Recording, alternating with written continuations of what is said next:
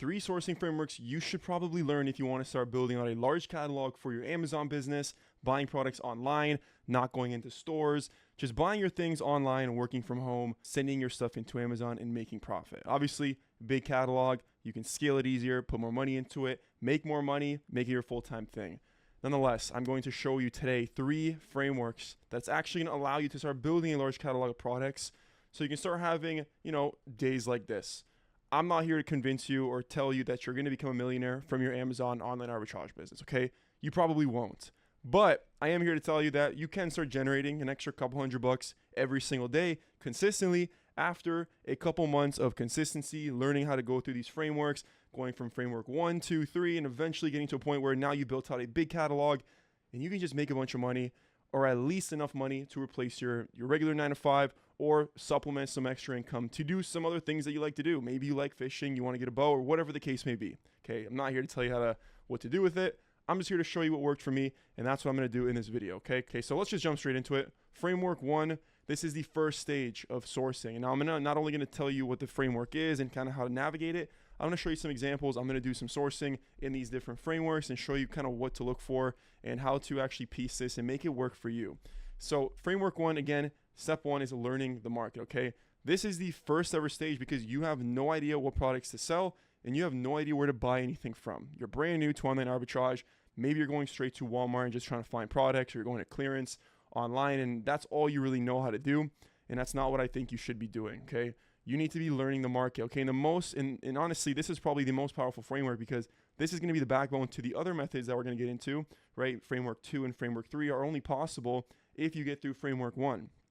You need to learn the market before you can really get to that next level. And essentially, what even is this framework? It's simply reverse sourcing and storefront stocking, okay? That is what this framework is. That is what you need to be doing in the beginning to start finding products. So I'm going to show you a couple different docs here that'll help out. But in a sense, right, what we're doing with reverse sourcing here, we need to start on a product. So basically what reverse sourcing is we are starting on other sellers. We're trying to see what other people are selling. And if they can sell it, then we can also probably sell. But there's a framework you should try following to make this as easy as possible and to find a bunch of products. And this is the framework, right? Where are you starting from? Is that product that you're starting on, right? The product as in the sellers on that product, is that an arbitrageable product? If it's not, then you probably don't want to be starting there because you're going to find nothing. You need to be starting on arbitrageable products, okay? For example, if I can buy this product for cheap on Walmart, right? I know there's this item that I get from Walmart and it sells good on Amazon. Then there is a really good chance that that same product that I'm buying and selling on Amazon from Walmart is also probably being bought by these other sellers from Walmart as well, which means they probably have other stuff I can also buy from Walmart, Home Depot, Lowe's, wherever the case online, right? They're probably doing arbitrage. We're in the right spot now. We're looking in the right field. And your best starting point essentially is usually the products that you're already selling, your best selling products, okay? You're going to use tools like SellerAmp and Keepa to quickly qualify and disqualify potential products, right? You don't want to be looking into everything.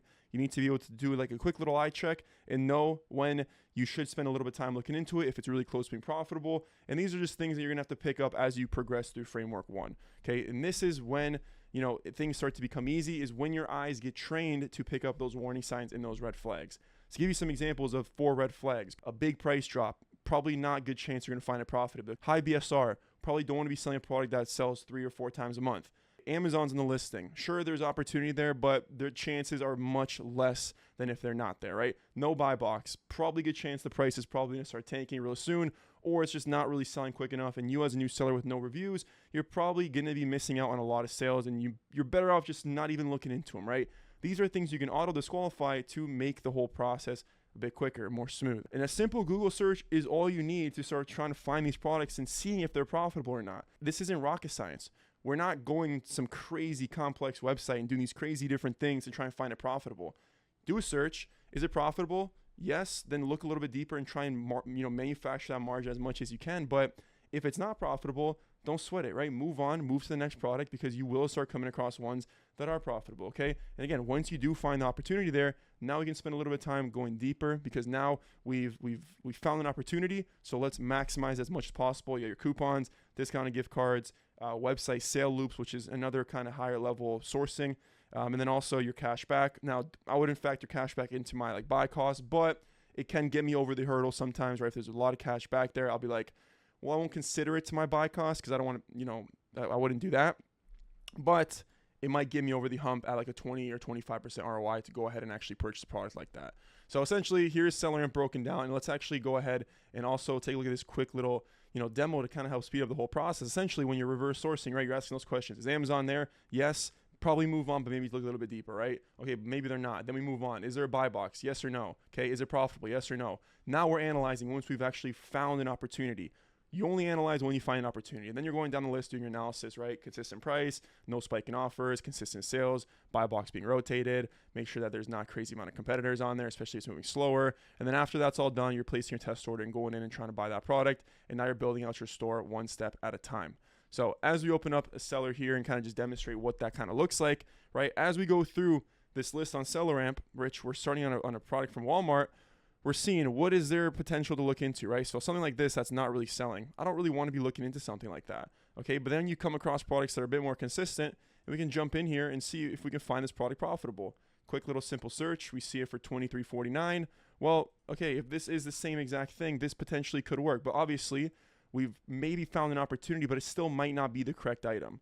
But I'm only now digging into the listing because I've located an opportunity, and now I'm going to spend some time on it. Do this for long enough, and you're going to master this framework, and it's going to make everything else so much easier. But this needs to be discussed, and this needs to be done before you even consider moving on to the next framework. And the next framework right here is framework number 2.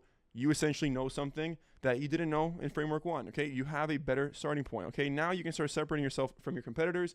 You can start using more complex source methods to start finding untapped opportunities.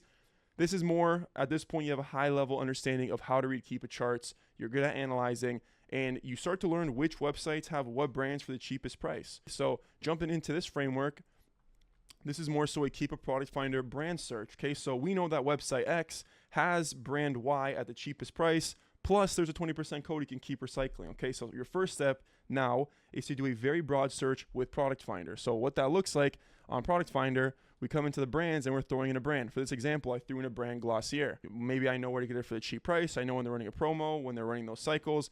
So I can go ahead and do a broad brand search. Now I didn't do anything else here other than actually, let me check this on. I'll mention this in a sec.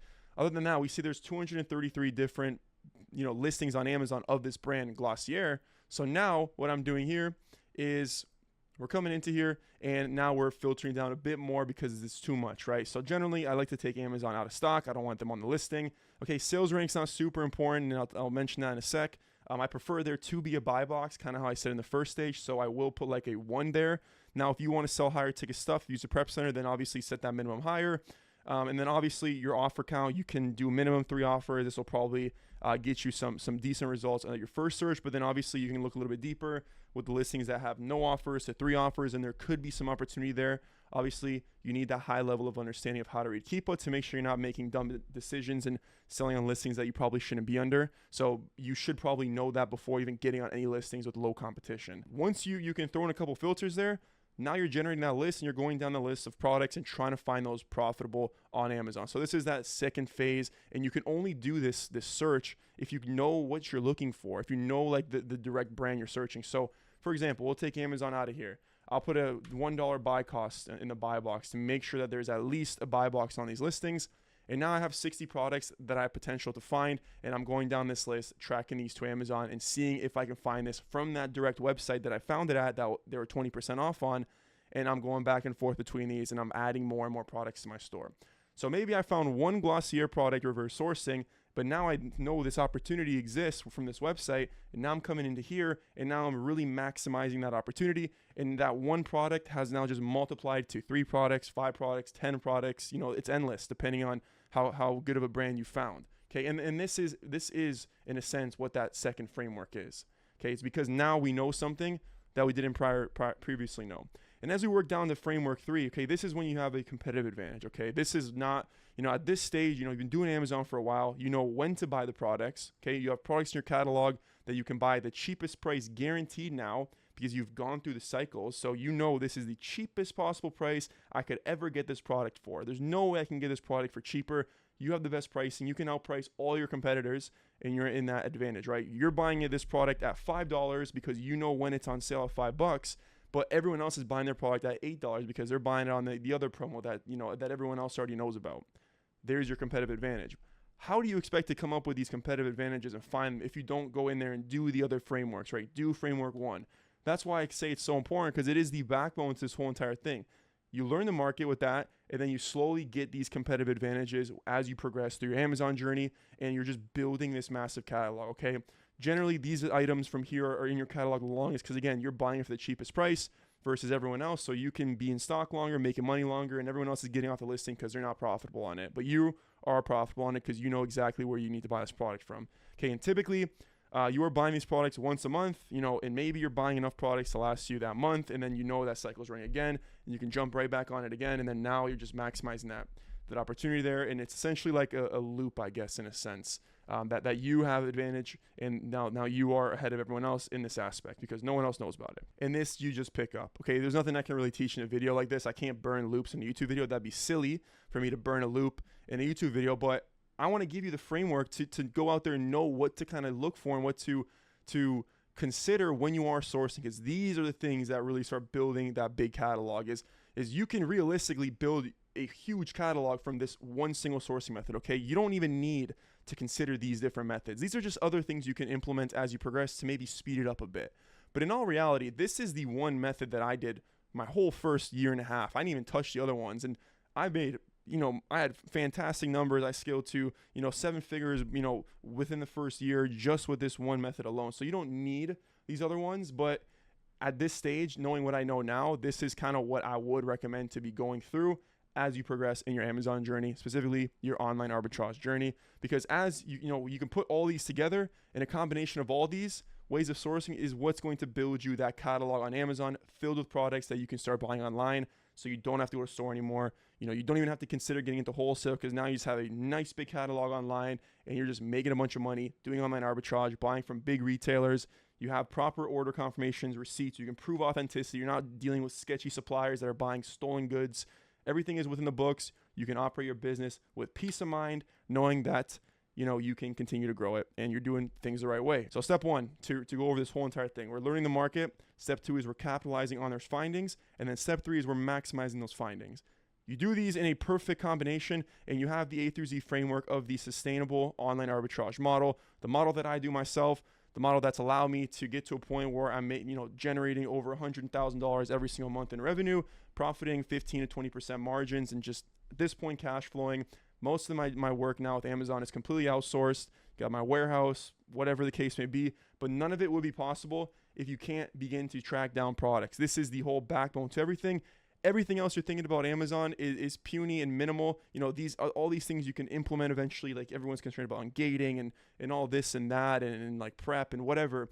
These are things you can easily implement, but these are the things you need to be focusing on early on, and you need to learn, because these things, once you learn them, everything else is you can take care of relatively simple. Again, if you want to watch this video, this was the one I just posted, last week. It's the full walkthrough from month 0 to month 10. You can see my sales. You can see all the not which products I sold, but you can see the sales I did each month, the profit I did each month, how many different items I had. You can see that progression. And I'm telling you, it was all through framework 1. So if you're here and you're brand new still, this is what you need to be focusing on. And eventually, yes, you can start to get into these. But okay, this is pretty much what I had for this video today. And if you want my personal help implementing this whole entire system, building out your sustainable online arbitrage model together like this over Zoom, directly one-to-one, then there's a link down below. You can book in a call. We can chat, give you a demo of what it looks like. And if that sounds like something you'd benefit from, we can get started right away. And that's all I had. See ya.